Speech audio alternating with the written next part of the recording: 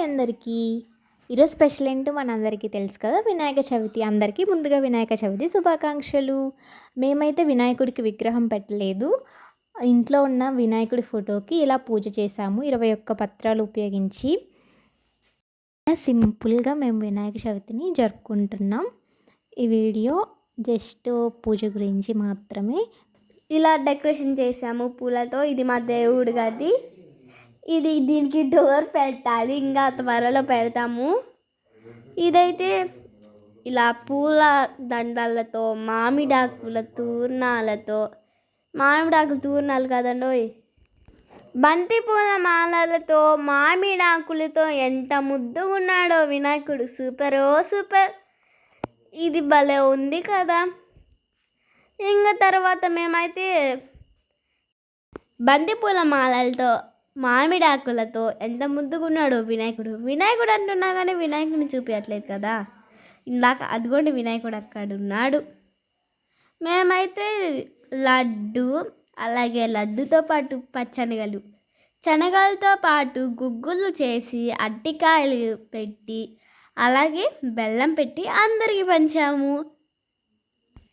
ఇదైతే వినాయకుడికి చాలా ఇష్టమైన రావి ఆకు. దీని షేప్ కూడా వినాయకుడి తొండం వలె ఉంటుంది. మేమైతే ఉన్న దాంట్లోనే ఇలా సింపుల్గా వినాయక చవితి సెలబ్రేట్ చేసుకున్నాం. ఇవైతే అక్షింతలు, పూజ అయిపోయిన తర్వాత మనం వేసుకుంటే చాలా మంచిది. ఇది ఇంకొక ఫోటోలో వినాయకుడు ఉన్నాడనమాట. అలాగా మా ఇంట్లో ఉన్న దేవుడి ఫొటోస్ అలా చూపిస్తున్నాను.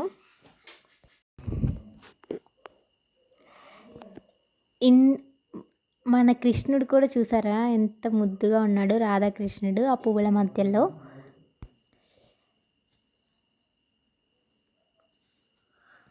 ఇది యాక్చువల్లీ వెండి కృష్ణుడు అనమాట. దీనికి పెద్ద స్టోరీ ఉంది.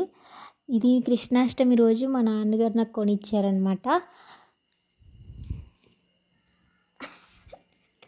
ఇంక ఇవన్నీ తెలుసు కదా అందరి ఇళ్ళలో ఉండేవి. ఇవి కలశాలు. ఈయన ఆంజనేయ స్వామి.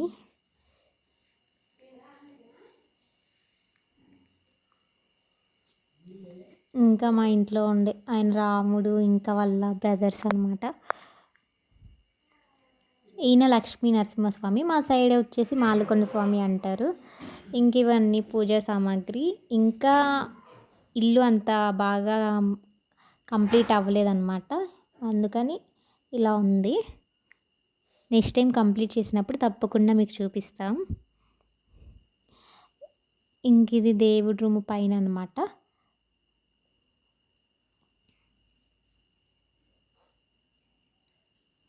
ఇంకా ఇన్సైడ్ ఇంటీరియర్ వర్క్ ఏమీ కంప్లీట్ అవ్వలేదు. ఫైనల్లీ ఇలా అయితే మేము వినాయక చవితి సెలబ్రేట్ చేసుకున్నాము. మా నాన్నగారు అయితే పూజ కంప్లీట్ చేశారు. మీకు ఈ వీడియో నచ్చితే లైక్, షేర్ అండ్ సబ్స్క్రైబ్ చేయండి.